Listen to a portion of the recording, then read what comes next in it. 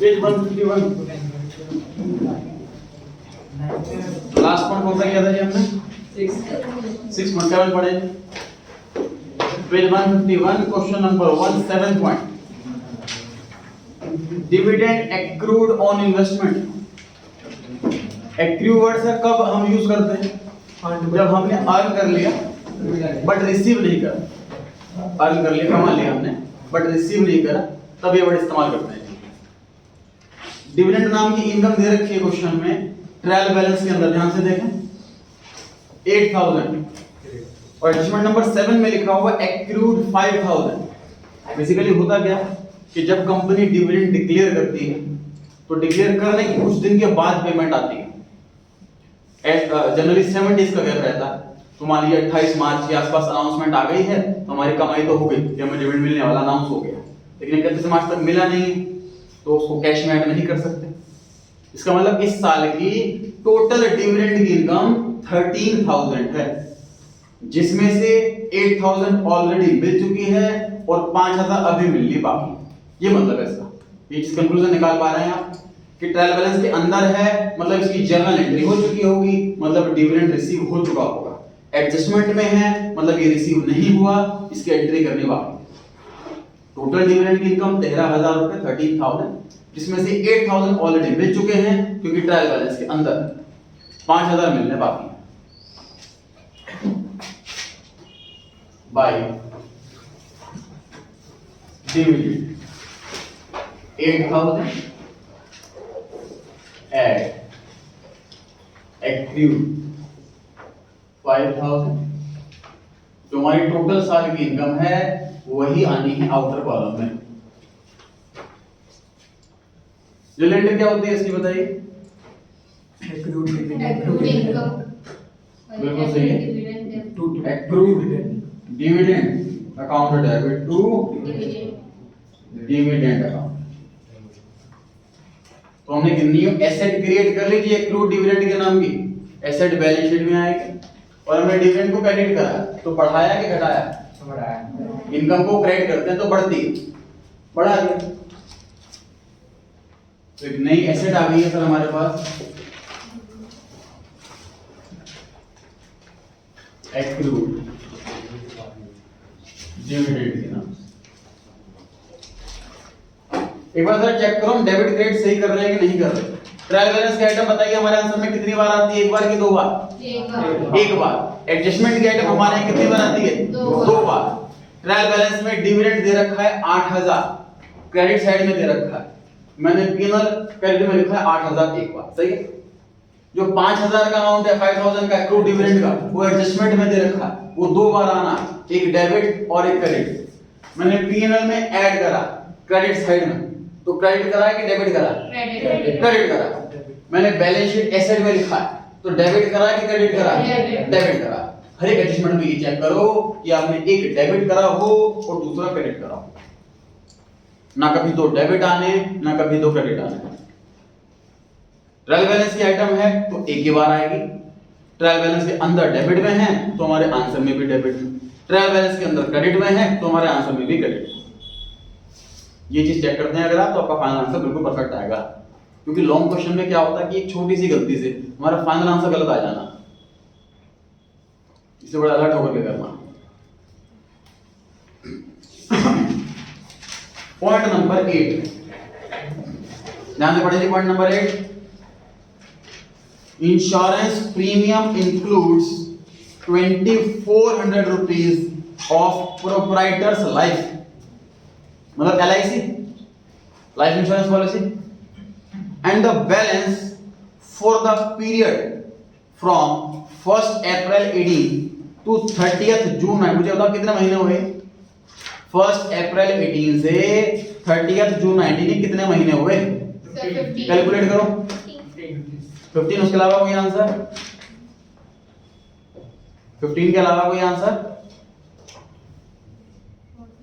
15 सही है। 15 महीने हुए। टोटल इंश्योरेंस प्रीमियम कितना दे रखा है सर ट्रायल बैलेंस के अंदर? 8000। अब ध्यान से देखना, क्वेश्चन कह रहा है कि 8000 में से 2400 तो LIC वाला, बाकी का बिजनेस का, तो बाकी बिजनेस का कितना हुआ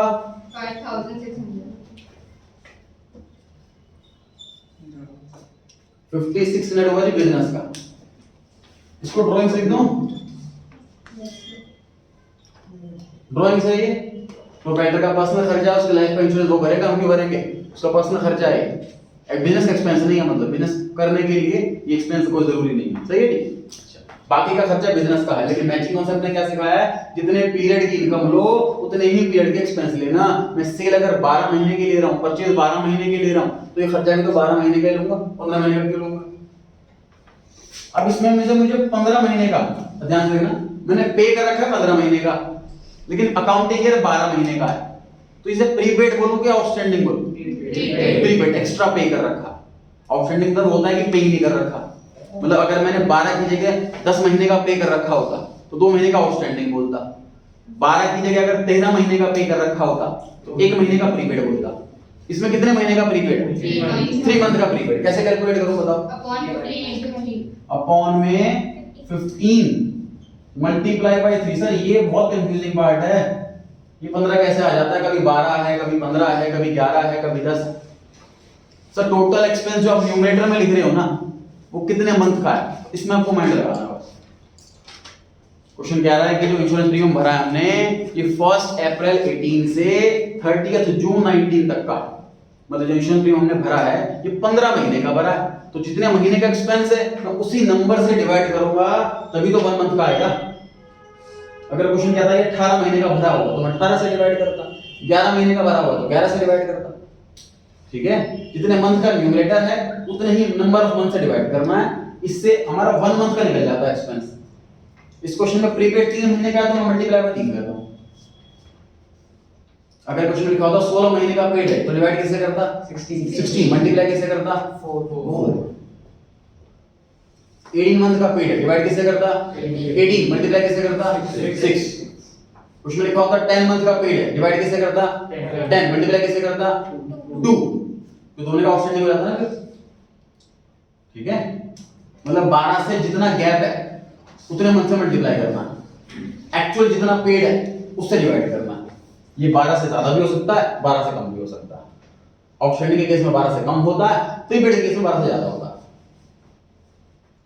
सॉल्व करें जी, कितना आया, क्या करो कैलकुलेशन है एक बार, 1120 सही है जी।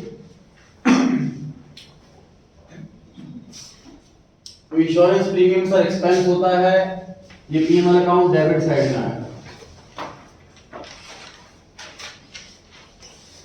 8000 इनर कॉलम में, माइनस ड्राइंग्स वाला हटा देता हूं, माइनस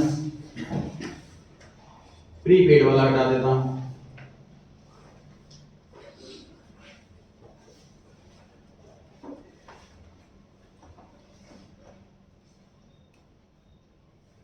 रूटीन चालू रखें।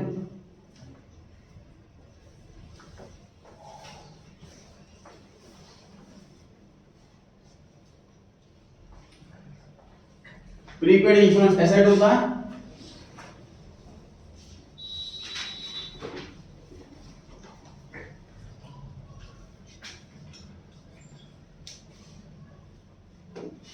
प्रीपेड इंश्योरेंस एसेट होता है। ड्राइंग से कैपिटल कम होती है कि बढ़ती है, कैपिटल दे रखी है सर ट्रायल बैलेंस के अंदर, आगे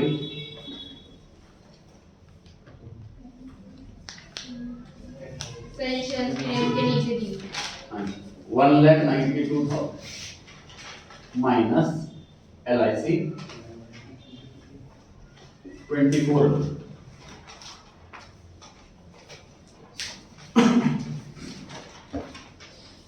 ऑर्डर कॉलम में कितना है,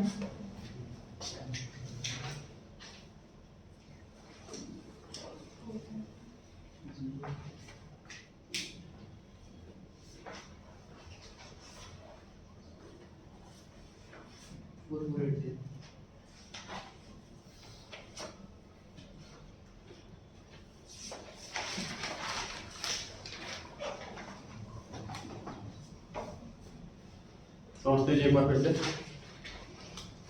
एंगेजमेंट के अंदर प्रीपेड वाला कॉन्सेप्ट भी आ गया, एंगेजमेंट के अंदर ड्राइंग्स भी आ गई। समझते हैं फिर से एक बार इसको। टोटल इंश्योरेंस प्रीमियम दिया हुआ है 8000। इस चीज का भी ध्यान रखें, क्वेश्चन में दो इंश्योरेंस है। ट्रायल बैलेंस में ऊपर से छठे नंबर पर दे रखा है फायर इंश्योरेंस प्रीमियम, और उससे 3 पॉइंट नीचे सिर्फ इंश्योरेंस प्रीमियम। तो फायर इंश्योरेंस प्रीमियम तो सर क्लियर है कि हमने बिल्डिंग की एसेट्स में आग ना लग जाए, हम सपोज बिजनेस ना इस चीज का करते हैं, यहाँ पे फायर से काम रहता है, रिस्की काम रहता है, तो ऐसे में से न्यूज में आता है कहीं गैस सिलेंडर फट गया, आग लग गई, या केमिकल फैक्ट्री है वहां पे आग लग गई, तो जहां पर ऐसा काम है, रिस्की वाला काम है, तो वो कंपनी डेफिनेटली अपना फायर इंश्योरेंस जरूर करवा करके रखती है। तो वो इंश्योरेंस करवा रखा है, वो तो बिजनेस का एक्सपेंस है, वो तो क्लियर है। उसके नीचे इंश्योरेंस प्रीमियम लिखा हुआ था 8000, सिर्फ वो इंश्योरेंस प्रीमियम लिखा हुआ, ये क्लियर नहीं हो पा रहा कि बिजनेस की एसेट्स का इंश्योरेंस है या लाइफ इंश्योरेंस है, तो उसको मेंशन कर रखा है यहाँ पर कि 8000 में से 2400 रुपीस का लाइफ इंश्योरेंस प्रीमियम है, जो कि ड्राइंग्स होती है, पर्सनल खर्चा होता है, उसे कैपिटल में से घटाया जाएगा, और क्योंकि वो एक्सपेंस नहीं है, एक्सपेंस में से घटाया जाएगा। और बाकी का जो बचा 5600 वो 15 मंथ का टोटल, हम बिजनेस का एक्सपेंस लेते हैं सिर्फ 12 मंथ का। तो वो कंपनी पॉलिसी में भी ना वो आते हैं, क्या कहते हैं, ऑफर्स आते हैं। जैसे आप घर में टीवी लग रहा होगा, DTH या टाटा स्काई, उसमें ऑफर देते हैं कि आप जो है 1 मंथ का रिचार्ज देने का है, 6 मंथ का कराओगे तो 1 मंथ फ्री, 12 मंथ का कराओगे तो 3 मंथ फ्री, है ना। तो इंश्योरेंस प्रीमियम में भी ये स्कीम आई हुई होगी कि 12 महीने का पे करो, 3 महीने फ्री, तो हमने टोटल 15 महीने का पे कर रखा है। टोटल 15 महीने का पे कर रखा है हमने 5600 रुपए। तो उसमें से जो एक्स्ट्रा वाला महीने, 3 महीने एक्स्ट्रा वाले हैं, वो प्रीपेड वाले हैं, वो हमें कैलकुलेट करने थे। डिवाइड करना, टोटल जितने मंथ का दे रखा है उससे मल्टीप्लाई करना, जितने पीरियड का आपको निकालना है, 3 महीने का निकालना, 3 महीने का। प्रीपेड एसेट होता है, तो एसेट बन गया प्रीपेड इंश्योरेंस के नाम के बैलेंस शीट में, और प्रीपेड वो एक्चुअली में एसेट होता है, एक्सपेंस तो होता नहीं है, इसलिए एक्सपेंस में से उसको माइनस कर देते हैं। क्लियर हो गई जी बात? उसको माइनस करते हैं एक्सपेंस में। अब चेक करते हैं debit credit. Insurance premium trial balance में डेबिट में दिया हुआ है 8000, कितनी बार आएगा? एक बार। 8000 चेक करो, मैंने एक ही बार लिखा। कैपिटल ट्रायल बैलेंस में दे रखा है 1,92,000 क्रेडिट साइड में, कितनी बार आएगा? एक बार। ट्रायल बैलेंस में रखा है कैपिटल, लायबिलिटी साइड में लिखा है, तो क्रेडिट में लिखा है, मतलब लायबिलिटी लिखना, क्रेडिट में लिखना एक ही बात है। अभी जो 2400 रुपए था, ये एडजस्टमेंट में दे रखा है, कितनी बार आएगा? 2 बार। मुझे बताओ, मैंने डेबिट में से माइनस करा तो क्या करा? क्रेडिट करा। अगर मैं डेबिट में से, देखो डेबिट में प्लस कर रहा हूं तो मतलब डेबिट ही कर रहा हूं, और डेबिट में से माइनस कर रहा हूं मतलब उल्टा कर रहा हूं। दिखाया ना, पीछे भी पढ़ाया था, to deduct from debit is equal to credit, to deduct from credit equals to debit. तो मैं डेबिट में से अगर माइनस कर रहा हूं दैट मींस मैं क्रेडिट कर रहा हूं, 2400 रुपए क्रेडिट करा मैंने। लायबिलिटी साइड में से माइनस कर रहा हूं तो डेबिट कर रहा हूं। Liability side basically credit side होती है, यहां से अगर मैं माइनस कर रहा हूं तो मतलब मैं डेबिट कर रहा हूं। ध्यान रहेगी बात? तो डेबिट हो गया और एक क्रेडिट हो गया, बराबर हो गया। ये जो प्रीपेड की इंफॉर्मेशन थी वो कहां दे रखी थी? ट्रायल बैलेंस में कि एडजस्टमेंट में? एडजस्टमेंट में। कितनी बार आएगी? 2 बार। डेबिट साइड में से माइनस करा तो क्या करा? क्रेडिट करा। बैलेंस शीट के साइड में लिखा तो क्या करा? डेबिट करा। एक डेबिट हो गया और एक क्रेडिट हो गया, बराबर हो गया। स्टार्टिंग लेवल में आप हर एडजस्टमेंट में ऐसा चेक करेंगे कि ये हर एडजस्टमेंट में 2 बार लिखी है ना, एक डेबिट में और एक क्रेडिट में, इस तरीके से फोकस करते करेंगे। स्पीड बहुत स्लो आएगी स्टार्टिंग में, लेकिन एक्यूरेसी लेवल बढ़ेगा। चलिए point number 9, goods distributed as free samples. Calendar क्या होती है इसकी? चैरिटी कहाँ है? मार्केटिंग में। फ्री सैंपल और चैरिटी दोनों सेम बातें नहीं है। चैरिटी में, चैरिटी मींस प्योर चैरिटी, कि हम सामने वाले के बेनिफिट के लिए अपने गुड्स दे रहे हैं, अपने बेनिफिट के लिए नहीं दे रहे, सामने वाले के बेनिफिट के लिए दे रहे हैं, उसे चैरिटी कहते हैं।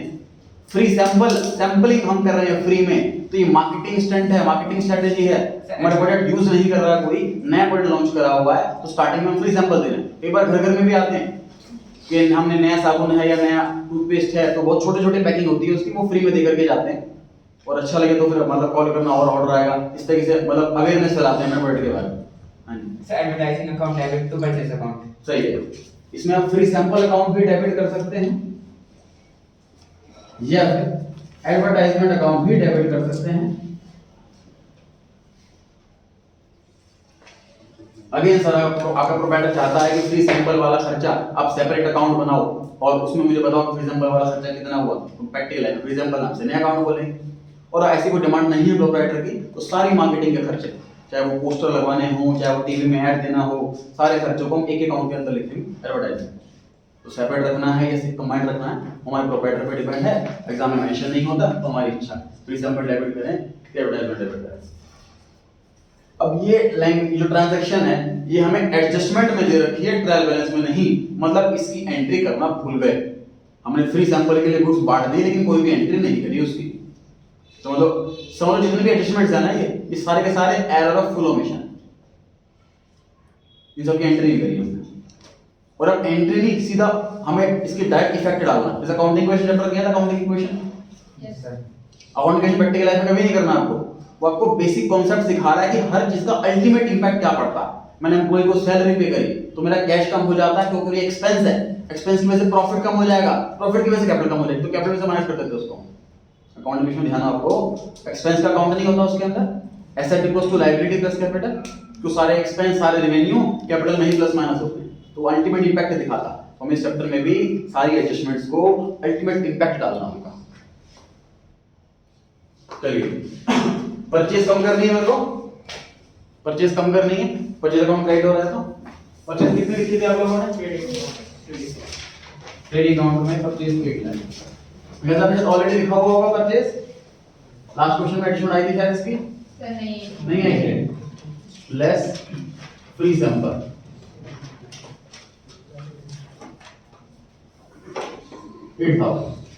अभी सॉल्व नहीं करना क्योंकि उसका एडिशन और है परचेज की,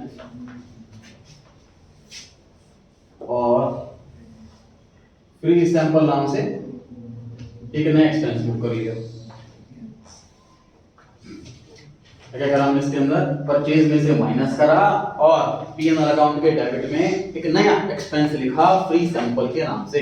फ्री सैंपल की बजाय आप एडवर्टाइजमेंट नाम भी लिख सकते हैं।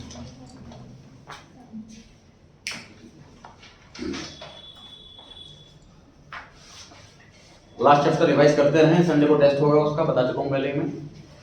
उस टेस्ट के अंदर मैं एक ऐसा क्वेश्चन भी दूंगा जिसमें ट्रायल बैलेंस दे रखा होगा और आपको trading account, PNL account, balance sheet तीनों बनाना है कंप्लीट विदाउट एडजस्टमेंट। चैप्टर 19 का टेस्ट है ना, तो एडजस्टमेंट तो होगी उसके अंदर। न्यूज़ आ गई है जी, आज सारे स्कूल बंद हो गए हैं, नोटिफिकेशन पता नहीं आप पर आई कि नहीं है, नहीं आई अभी न्यूज़ में आया है कि दिल्ली के सारे स्कूल कॉलेज सब बंद हैं। हाँ कल स्कूल नहीं खुले, पूरे दिल्ली में जितने भी शॉप्स हैं वो भी ऑडिबल में खुलेंगी, स्कूल कॉलेज सारे बंद हैं, टीचर्स के लिए भी बंद है। और तो आपके पास पूरा टाइम है इसको यूटिलाइज मजे लेने में ना करें, क्वेश्चंस करने में करें, रिवीजन करने में करें। एग्जाम नहीं होगा 11th में तो 12th में होगा, 12th में नहीं होगा ग्रेजुएशन होगा, पेपर कभी ना कभी तो होने ही। 11th 12th हर स्ट्रीम की जो है वो बेस है, बेस खराब नहीं करना है हमको। चलिए डेबिट क्रेडिट चेक करते हैं। परचेज ट्रायल बैलेंस में कितने, एक ही बार दे रखा है जी, यहाँ पर आंसर में कितने बार आएगा, एक ही बार आएगा। डेबिट साइड में दिया हुआ है तो डेबिट साइड में ही आएगा। जो फ्री सैंपल वाली बात है वो एडजस्टमेंट में लिखी हुई है, कितनी बार आएगी, दो बार आएगी, एक डेबिट और एक क्रेडिट। मैंने पीएनएल के डेबिट में लिखा है तो डेबिट करा और डेबिट में से माइनस करा तो क्रेडिट करा, एक डेबिट हो गया और क्रेडिट हो गया, बराबर हो गया। बढ़ेंगे आगे।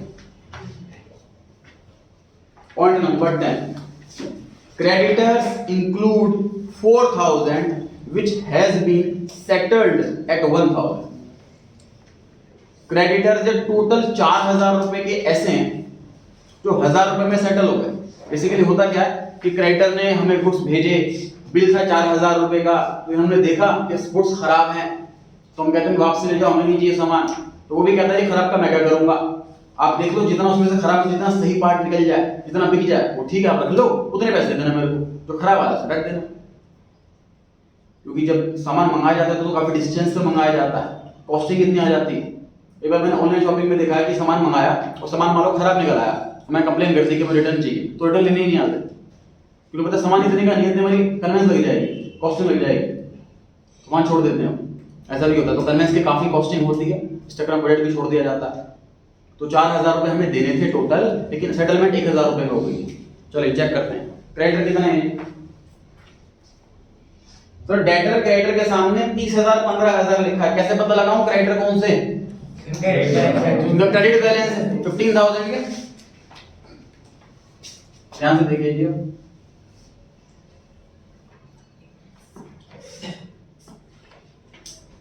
4,000 वाले क्रेडिटर सेटल हो रहे हैं जी 1,000, तो मतलब जो बाकी के 11,000 वाले हैं इनको तो कोई पेमेंट वगैरह कुछ नहीं करी, ये तो एज इट इज लायबिलिटी हमारी नॉर्मल। इन 4 की जगह 1 देना है,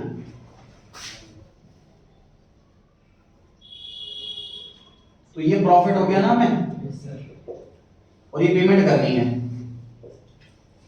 ऐसे ही बिल्कुल। टोटल क्रेडिटर 15,000 के, जिसमें से 11,000 रुपए का तो कुछ भी नहीं करना, उसमें बोला है 4,000 वालों को 1,000 देने हैं, तो बाकी 11 वालों के बारे में कोई इंफॉर्मेशन नहीं है, तो एज इट इज रहेंगे। 4 वालों को 1,000 देने, 3,000 रुपए कम देने, फायदा हो गया। मुझे बताओ इस ट्रांजैक्शन के बाद जो चेंज आ रहा है क्रेडिटर्स के अंदर, मतलब ओल्ड वाला 15 और न्यू वाला 11 और 1 12, तो एक छोटे सा कंक्लूजन निकाल लूं कि सर क्रेडिटर नाम की लायबिलिटी 15 से 12 हो गई। ये चीज देखो क्लिक हो पा रही है नहीं हो पा रही है आपके माइंड में? क्रेडिटर नाम की लायबिलिटी भाई देखो, इनको पहले असेसमेंट से पहले हमने माइंड में ये था कि 15 ही देने हैं। इस असेसमेंट के बाद हमें क्या पता लगा कि इन 11 वालों को तो 11 ही देने हैं, इन 4 वालों को 1 देना है, टोटल 12 देने हैं। मतलब पहले हिसाब, इस एजमेंट से पहले हमें क्रेडिटर को टोटल 15 देने थे, इस एजमेंट के बाद क्रेडिटर को 12 देने, 3 से कम हुए ना। क्रेडिटर नाम का जो लायबिलिटी है, जो कर्जा है, वो 3,000 से कम हुआ ना। समझ पा रहे हैं बात? तो क्रेडिटर एक लायबिलिटी होती है, मतलब इसका क्रेडिट बैलेंस होता है। कम करने के लिए क्या करेंगे? डेबिट करेंगे।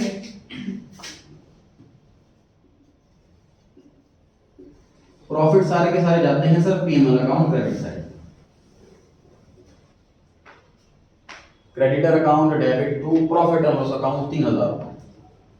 क्रेडिटर नाम की लायबिलिटी कम हो गई 3,000 से और प्रॉफिट हो गया 3,000 रुपए।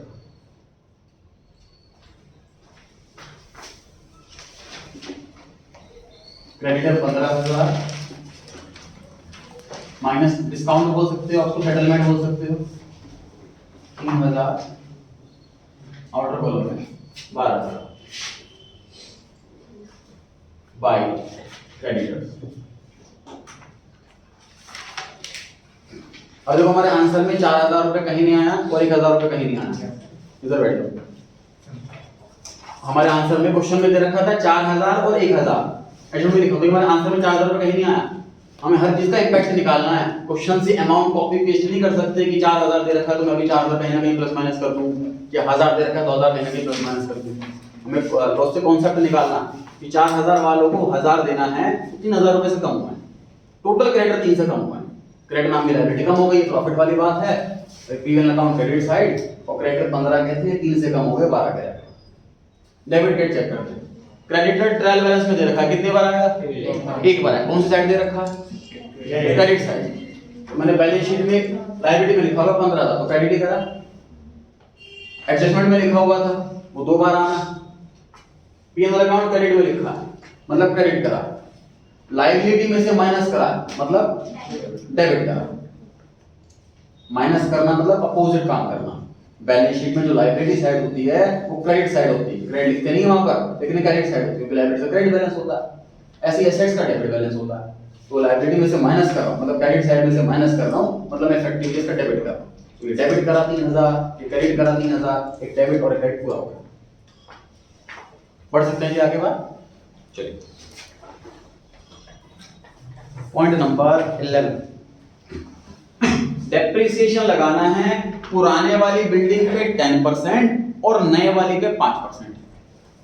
बिल्डिंग देखिए जी ट्रायल बैलेंस में, बिल्डिंग 2 लाख की दे रखी है पुराने वाली, प्लस एडिशन 50,000, मतलब टोटल बिल्डिंग हो गई 2,50,000। ऐसे ही है। डेप्रिसिएशन एक्सपेंस होता है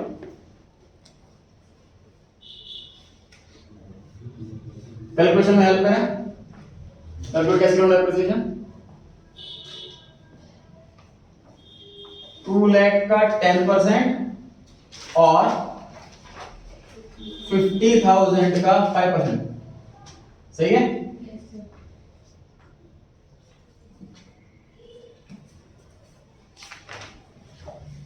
चेक करें, कैलकुलेशन चेक करें। 2 लाख का 10% 20,000, 50,000 का 5% 25 का रिडक्शन आ गया 22,500।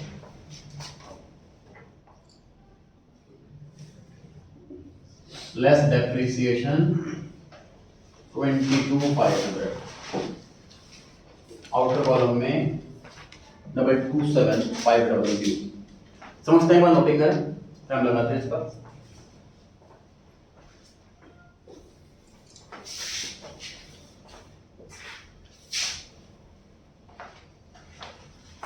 ये जितने भी मैं बना रहा हूँ चीजें साइड में नोट कर रहे होंगे आप सभी, प्लस होने का।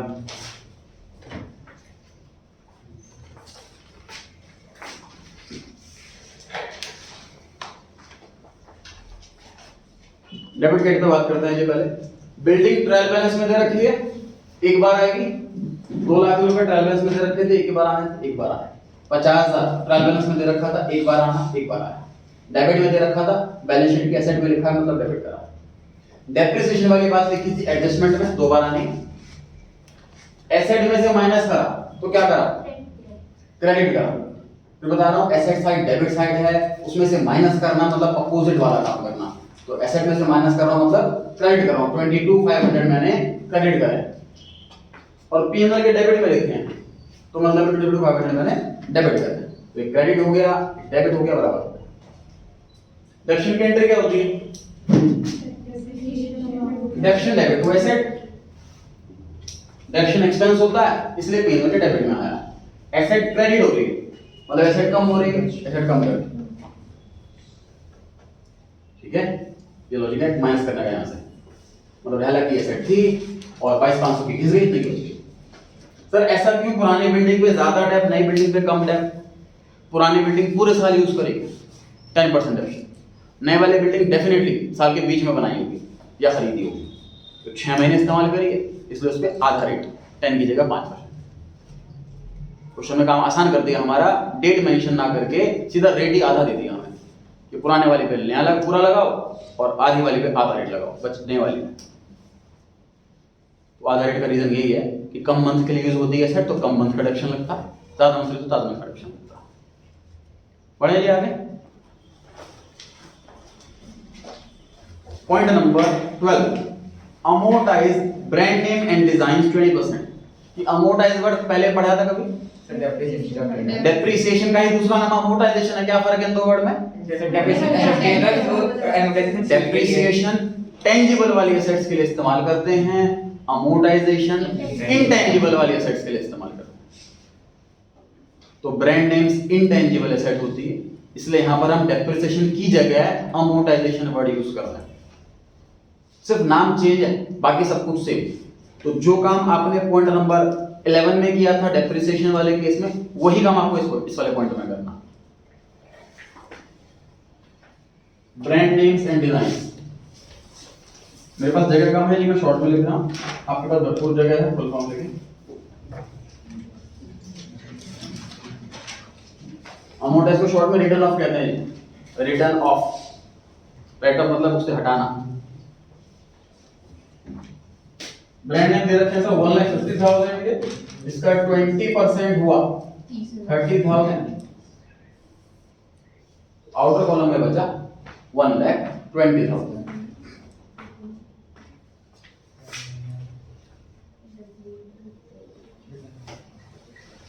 To brand names and designs written off 30,000। Bracket में मैं कैलकुलेशन दिखा सकते हैं या वर्किंग नोट में। 1,50,000 का 20%।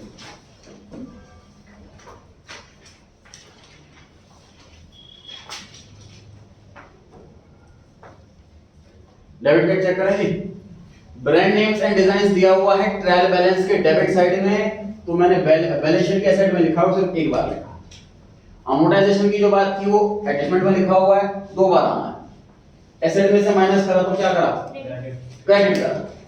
पी&एल में डेबिट में लिखा तो क्या करा, डेबिट करा। एक डेबिट हुआ, एक क्रेडिट हो गया, बराबर। इंडेक्स वही है, amortisation account debit to brand names and designs. Asset की वैल्यू कम हो गई इसलिए एसेट में से माइनस कर दिया। एक्सपेंस है इसलिए पी&एल डेबिट। डायरेक्ट एक्सपेंस नहीं है, गुड्स को बनाने में कोई रोल नहीं है इसका, इसलिए ट्रेडिंग में नहीं आया, पी&एल में आया। बढ़ते हैं 13th पॉइंट, एप्रिसिएट लैंड 20%। ये हिस्टोरिकल कॉस्ट कॉन्सेप्ट के अगेंस्ट है, एक्सेप्शनल केसेस में किया जाता है। जैसे 12th क्लास में पढ़ेंगे, एक चैप्टर आता है इसमें पार्टनरशिप में 4-5 पार्टनर्स हैं और एक नया पार्टनर आता है, मतलब सपोज 5 पार्टनर, एक छठा पार्टनर आ रहा है। तो ऐसे केस में हम सारी एसेट्स को ना मार्केट वैल्यू पर दिखाते हैं, हिस्टोरिकल कॉस्ट कॉन्सेप्ट को भूल जाते हैं। कुछ एक्सेप्शनल केसेस हैं वो हमें अलाउ कर रखा है, परमिशन दे रखी है पार्टनरशिप एक्ट 1932 में, इसलिए अलाउ इसलिए कर पाते हैं क्योंकि लॉ में लिखा हुआ। तो एक्सेप्शनल केसेस में ऐसा होता है कि हम एसेट को बढ़ा रहे हैं, यहां पर लिखा हुआ है appreciate, it is opposite of depreciate. लिखा होता है डेप्रिसिएट करो मतलब हम घटा देते, अब एप्रिसिएट लिखा हो मतलब हम बढ़ा देंगे। एसेट की वैल्यू डेप्रिसिएट होना मतलब एक्सपेंस की बात है, एसेट की वैल्यू एप्रिसिएट होना मतलब प्रॉफिट की बात है। तो डेप्रिसिएशन एक्सपेंस होता है, पी&एल डेबिट में आता है। एसेट का एप्रिसिएशन प्रॉफिट होता है, पी&एल क्रेडिट में आएगा। डेप्रिसिएशन में हम लेस कर देते हैं और एप्रिसिएशन में हम ऐड कर देते हैं। ठीक, लैंड ध्यान रखो आपको, land is the only non depreciable tangible fixed asset. Land पर डेप्रिसिएशन नहीं लगता, लेकिन एज पर रूल हमें कॉस्ट पर ही इसे कंटिन्यू करना होता है। मैंने बताया एक्सेप्शनल केसेस में ही इसको एप्रिसिएट कर सकते हैं। कुछ ने बोला हुआ एप्रिसिएट करना है तो जरूर कोई ना कोई एक्सेप्शनल केस होगा तभी एप्रिसिएट करना। लैंड दिया तो लास्ट के अंदर से निकला होगा balance sheet asset side add appreciation 20,000, outer column में 1,20,000।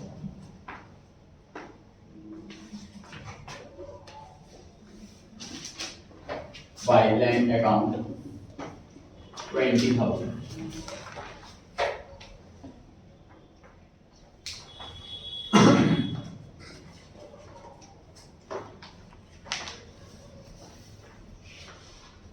डेबिट का चेक करते हैं वापस से।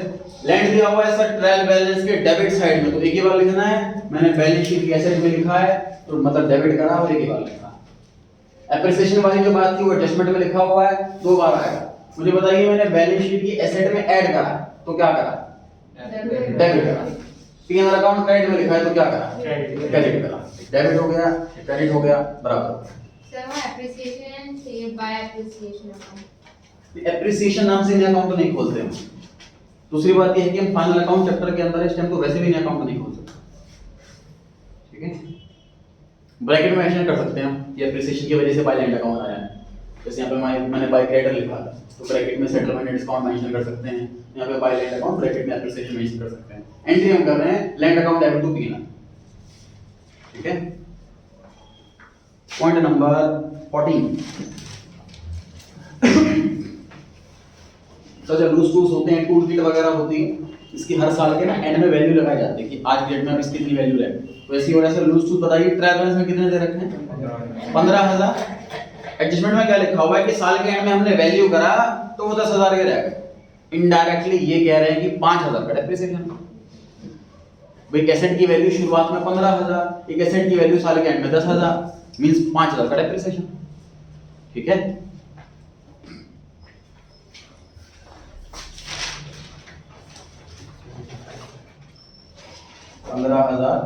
Minus written off 5,000, outer column में 10,000 to loose tools written off 5,000।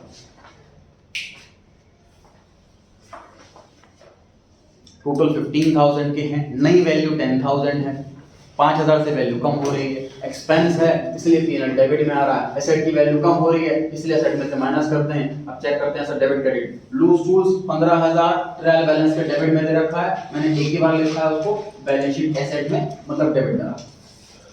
जो एडजस्टमेंट में लिखा था कि 10 की वैल्यू रह गई मतलब 5 कम हो गए तो वो 2 बार आने हैं, मैंने बैलेंस शीट के एसेट में से माइनस करा तो क्या करा, क्रेडिट करा।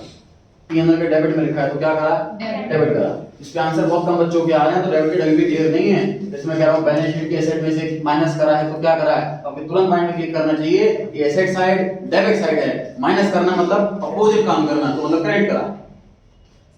ठीक है। एक चीज और, एडजस्टमेंट में सर 10,000 रुपए लिखा था, आपने तो 5 5 माइनस कर रहे हैं, तो अगेन कह रहा हूं सर ये रटने वाली चीज नहीं है कि 10 लिखना है तो 10 ही माइनस प्लस होगा।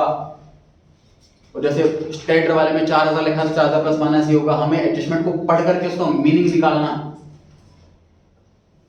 उसका मीनिंग निकालना, एडजस्टमेंट को पढ़ करके फिर उसका आंसर करना। पहले आगे बढ़ते हैं जी। Point number 15, interest on capital at the rate 10%। पढ़ा हुआ जी आपने इकोनॉमिक्स में अपॉर्चुनिटी कॉस्ट, उसके अंदर इम्प्लिसिट कॉस्ट। इम्प्लिसिट कॉस्ट कौन सी होती है, जो आउट ऑफ पॉकेट कॉस्ट नहीं होती, जो रियल में पेमेंट नहीं होती लेकिन कैलकुलेशन में कंसीडर किया जाता। कितनी कॉस्ट होती है इम्प्लिसिट, 3 होती है, बताओ कौन कौन सी। इंटरेस्ट ऑन कैपिटल बिल्कुल सही, 2 और बताओ। रेंट ऑफ ऑन प्रीमिसेस, तीसरा बताओ। Salary of proprietor, salary of proprietor बिल्कुल सही है। Salary of proprietor, rent of on premises और interest on capital.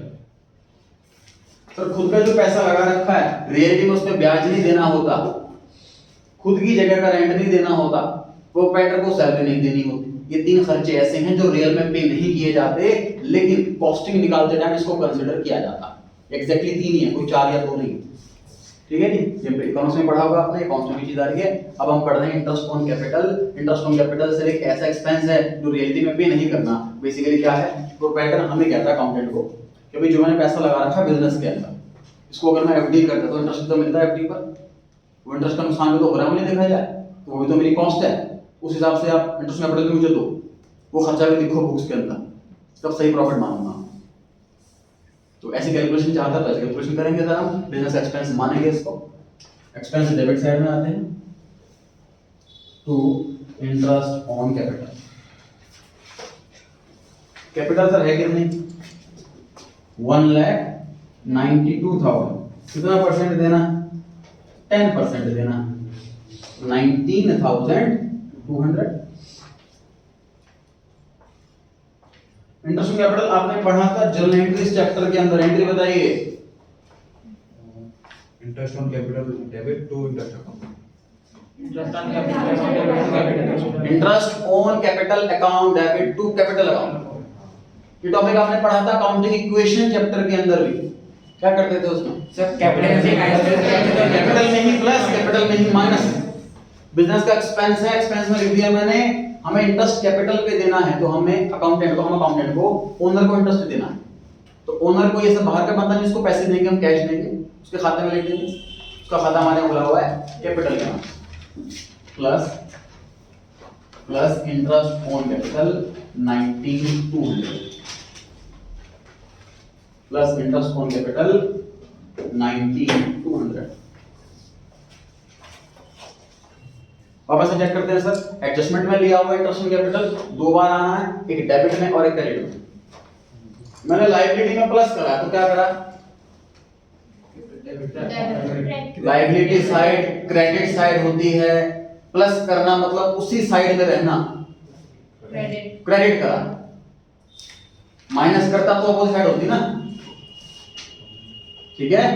Liability side credit side है, अगर मैं क्रेडिट साइड में कुछ प्लस कर रहा हूं मतलब मैं क्रेडिट कर रहा हूं, ध्यान रहेगा।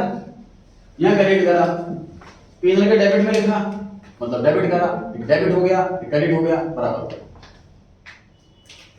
कैपिटल में ऐड हो जाता है। ओनर को पैसे देने हैं हमने, उसके अकाउंट में लिख दिए, अकाउंट में जोड़ दिए, कैपिटल बढ़ जाएगी जुड़ने से। बिजनेस का एक्सपेंस है, P&L डेबिट। क्लियर हो गई बात?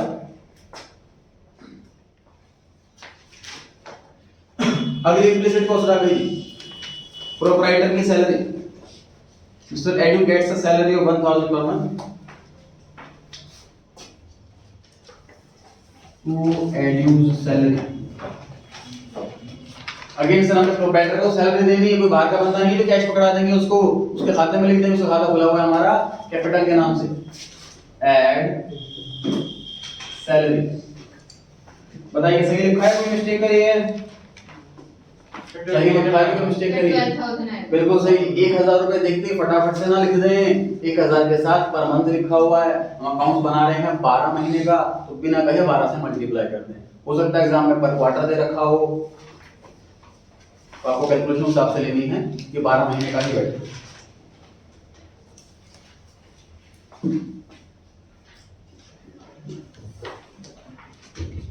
प्रोप्राइटर को सैलरी देनी है सर, बिजनेस के लिए एक्सपेंस है, इसीलिए P&L अकाउंट डेबिट में आ रहा है। ओनर को कैश देंगे, इसके अकाउंट में लिख देंगे, ओनर का अकाउंट खुला हुआ है कैपिटल के नाम से, उसको जोड़ रहा है।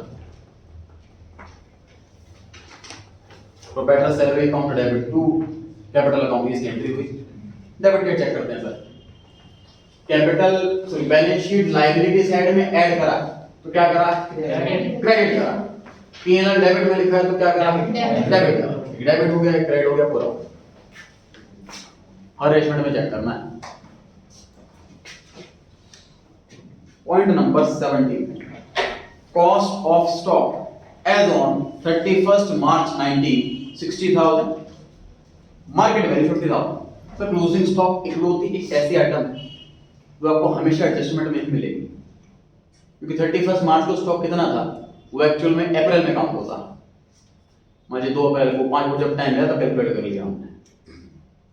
एक और चीज बताता हूँ, देखिए आपके कोर्स की नहीं, हालांकि भाई 31 मार्च को टाइम नहीं मिल पाया हमारा, अकाउंटेंट क्लोज हो रहा होता है, बड़ा बिजी हो रहा होता है। अब बैंक में लिए कभी किसी काम से जाओ मार्च के एंड में तो बड़ा टाइम लग जाता है, वो कहता सर अब अगले हफ्ते आ जाना, बड़ा क्लोजिंग चल रही है, बड़े बिजी चल रहे हैं, टाइम नहीं। सपोज 5 अप्रैल को टाइम मिला, हमें स्टॉक काउंट कर लेना, मतलब हम गोदाम में गए, हमने 5 अप्रैल को स्टॉक काउंट कर लिया 4 लाख रुपए का, लेकिन हमें स्टॉक चाहिए 31 मार्च का।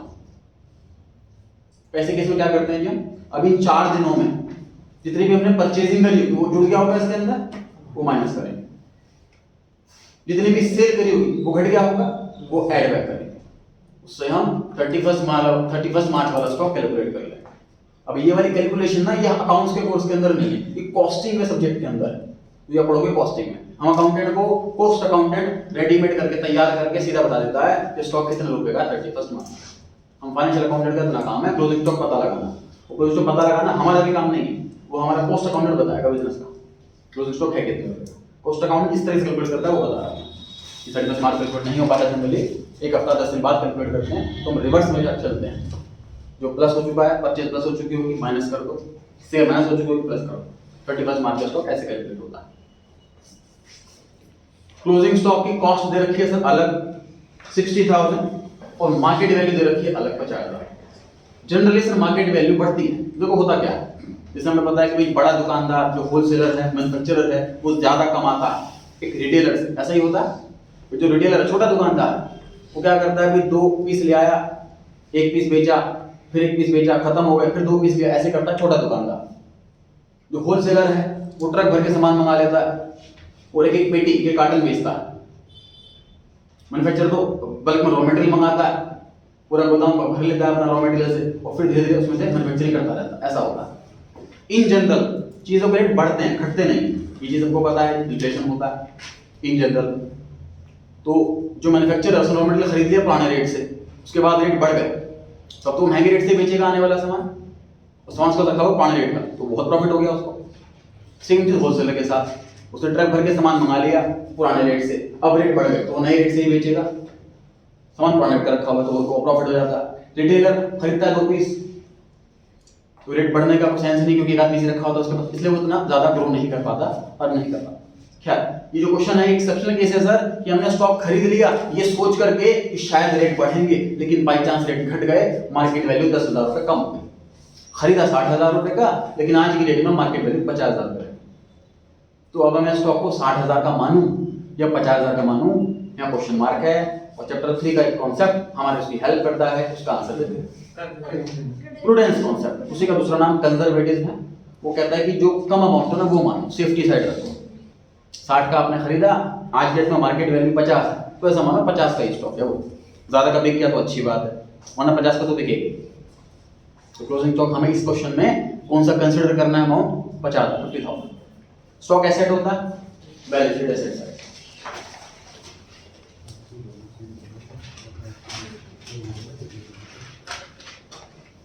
क्लोजिंग स्टॉक, क्लोजिंग स्टॉक पढ़ा था सर हमने, ट्रेडिंग अकाउंट में भी कहीं आता है, इस साइड आता है।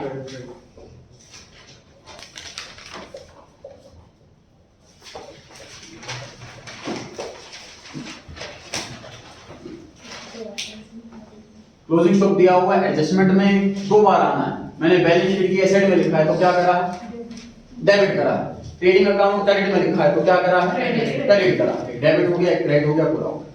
क्लोजिंग स्टॉक एसेट होता है, इसलिए बैलेंस शीट की एसेट में आया है। क्लोजिंग स्टॉक परचेज का वो हिस्सा है जो इस साल खर्च नहीं हुआ, इसलिए नेगेटिव एक्सपेंस है, इसलिए आता है ट्रेडिंग क्रेडिट साइड।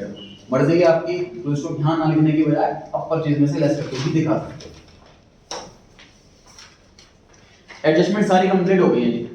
अब क्या करना है? अगला स्टेप ट्रायल बैलेंस पे आ जाओ। जो आइटम छूट गई हैं, बच गई हैं, जब तक हमें नहीं लिखी, उनको लिखना है। पहली आइटम देखिए, वेजेस एंड सैलरी लिख चुके हैं? Yes sir. लिख चुके हैं। मशीनरी यस लिख चुके हैं।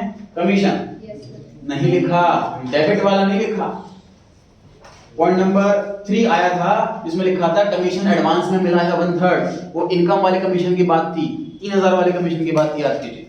तो डेबिट में कमीशन है 2000, उसकी तो कोई एडजस्टमेंट आई नहीं, उसको लिखना बाकी है ना अभी। ट्रायल बैलेंस के डेबिट में लिखा है कि कितने बार लिखूं इसे? एक बार। एक बार। कहीं भी 2 बार नहीं जाने लगे, देखिए एक बार जगह चाहिए तो मैं बीच में लिख रहा हूं, आप नीचे लिख दीजिए। तो commission 2000, P&L account debit side.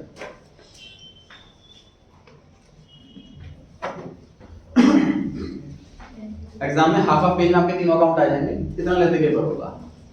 Trial balance छोटा होता है जिसमें 4-5 होती। आगे बढ़ते हैं। नेक्स्ट सैलरी एंड वेज हो चुका है, यस सर। रेंट हो गया, yes sir. Fire insurance premium हो गया, नो सर। हो गया। पॉइंट नंबर 6 में हो गया था। उसके बाद इन्वेस्टमेंट हो गई, नहीं हो गई। क्या होता है पांचों में से? एसेट।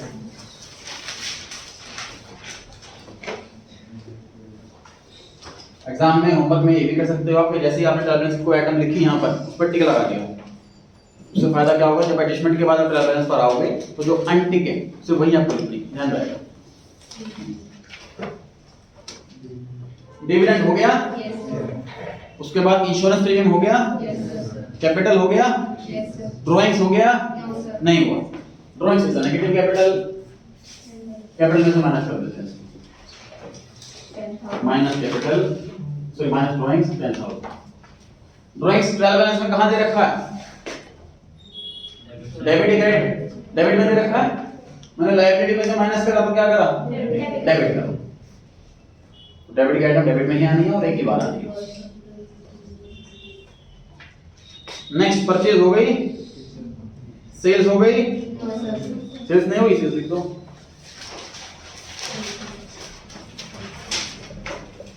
$17,33,000। डेटर्स हो गए, डेटर्स हो गए, नहीं हो, लिख लीजिए। एसेट है, balance sheet asset side. Debit में दे रखा है, एसेट लिख दिया, मैं डेबिट कर दिया। सेल्स क्रेडिट में दे रखा है, क्रेडिट क्रेडिट लिख दिया, मतलब क्रेडिट कर दिया।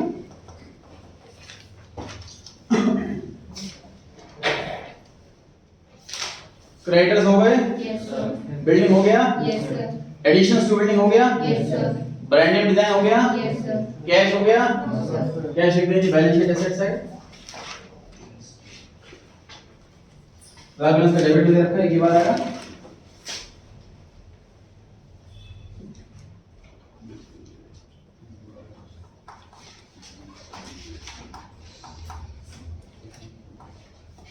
उसके बाद लूज टूज हो गया, यस सर।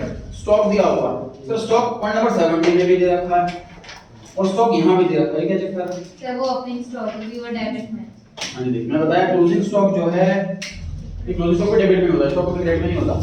डेबिट में है इसलिए ओपनिंग स्टॉक नहीं। क्लोजिंग स्टॉक मैंने बताया कि साल के एंड में कैलकुलेट होगा, इनफैक्ट साल के एंड में के भी कुछ दिन बाद कैलकुलेट होता है। और जो इस साल के क्लोजिंग स्टॉक होता है वो ऑटोमेटिकली नेक्स्ट ईयर का ओपनिंग स्टॉक बन जाता है।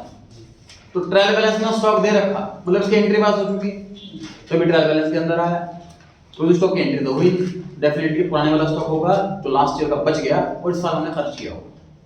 तो ट्रायल बैलेंस के अंदर वाला जो स्टॉक हो उससे प्रिजम्पशन हमारी हो गई कि वो ओपनिंग स्टॉक है। ट्रायल बैलेंस के बाहर वाला जो स्टॉक हो उसकी प्रिजम्पशन हो गई कि वो क्लोजिंग स्टॉक। चलिए, ओपनिंग स्टॉक के साथ खर्च हो गया होगा, इसलिए एक्सपेंस मानते हुए इसको हम डेबिट साइड में लिखते हैं। फीफो मतलब यूज किया जाता है, पुराना माल का दुकानदार पहले निकालेगा, इसलिए खर्च हो गया होगा, इसलिए इसका एक्सपेंस मानते हुए ट्रेडिंग के डेबिट में लिखते हैं। ट्रायल बैलेंस में दे रखा एक ही बार आएगा। रिटर्न्स का मतलब परचेज रिटर्न और सेल्स रिटर्न। इसमें से परचेज रिटर्न कौन सी है? 6,000। तो क्रेडिट साइड वाली है सर वो परचेज रिटर्न है माइनस रिटर्न, और जो डेबिट साइड वाली है वो सेल्स रिटर्न।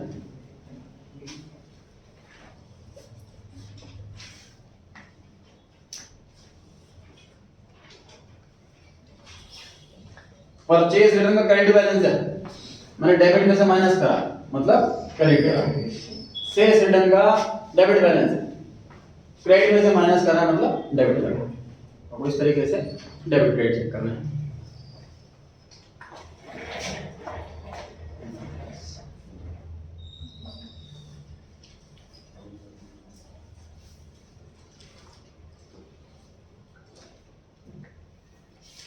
इनकम टैक्स ये हमें पढ़ा था लास्ट क्लास में कि प्रोप्राइटर का इनकम टैक्स होता है, पर्सनल एक्सपेंस होता है, प्रोप्राइटरशिप इनकम टैक्स लगता ही नहीं है, hence treated as drawings, capital में से माइनस।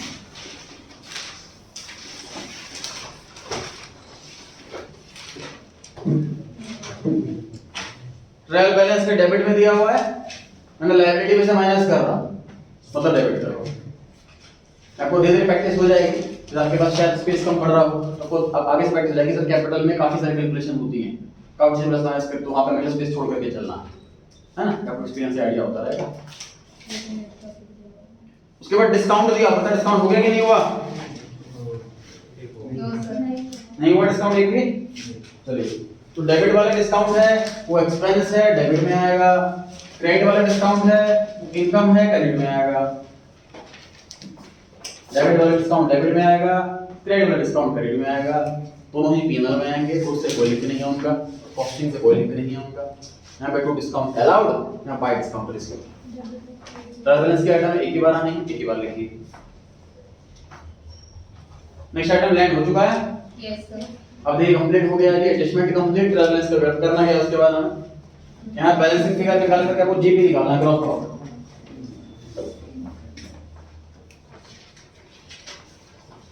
चीटिंग कर लेते हैं। 9,07,000 आ रहा है GP to gross profit. Gross profit की एंट्री क्या होती है?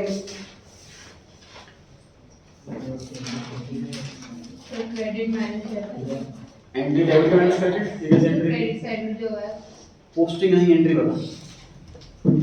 Trading to gross profit. फिर से ट्राई करना और कोई answer. Trading account debit to PNL account. Trading के डेबिट में आता है और पीएनएल में क्रेडिट।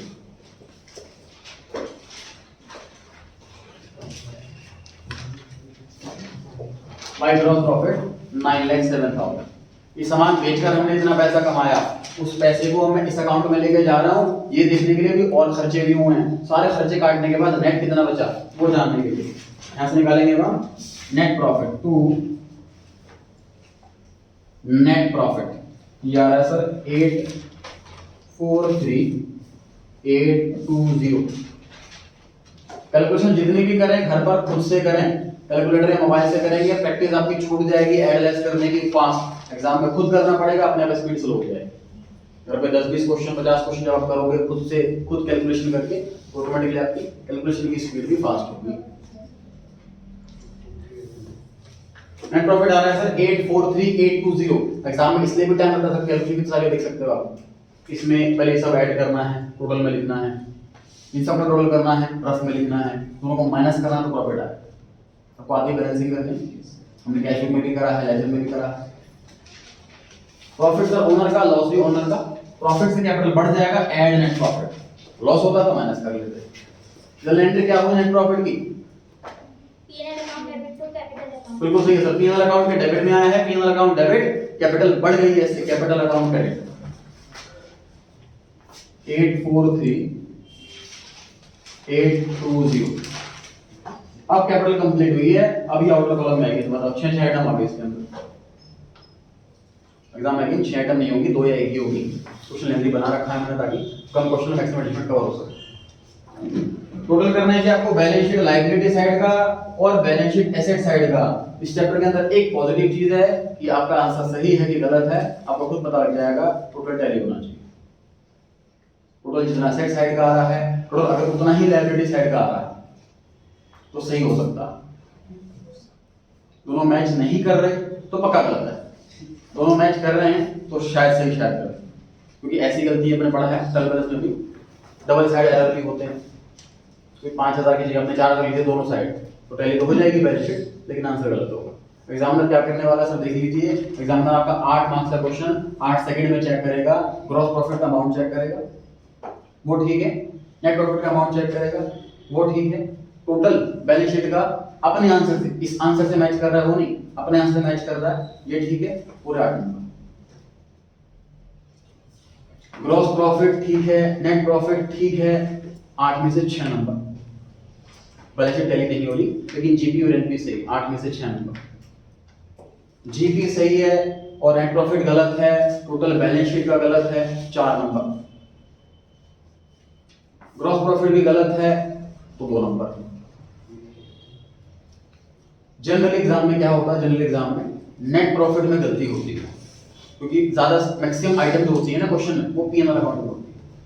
ट्रेडिंग में आइटम ही गिनी चुनी, इसमें मेजॉरिटी का आंसर सही रहता है। मैक्सिमम जो गलतियां होती हैं वो पीएनएल अकाउंट में होती हैं, इस वजह से वो नेट प्रॉफिट गलत हो जाता है।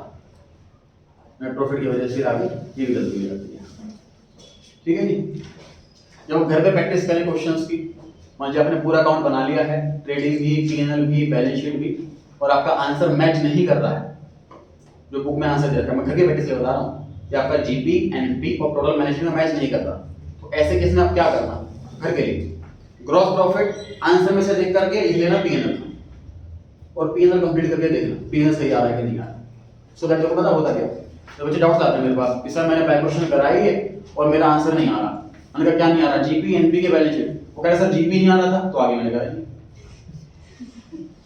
इसके लिए मैं आपको क्या कह रहा हूँ कि जीपी अगर आपका नहीं आ रहा तो आंसर से जीपी देख करके एटलीस्ट पीएनएल तो कंप्लीट करो,